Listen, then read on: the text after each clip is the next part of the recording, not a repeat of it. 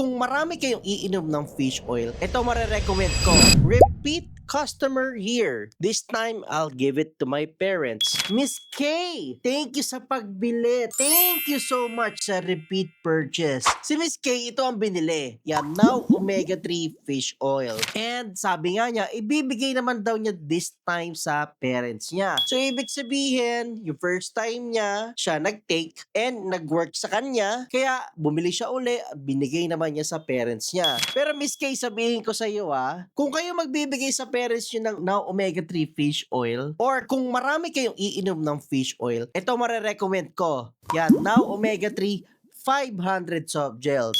Yan, ang laki. Pang family na. Pwede na kayo maghati-hati. Kung bumili kayo sa amin nung smaller bottle or yung mas konti ang laman, then naghahanap kayo ng mas sulit at mas marami at pang matagalan, then this is it. This is your sign. Meron kaming 500 soft gels na in stock.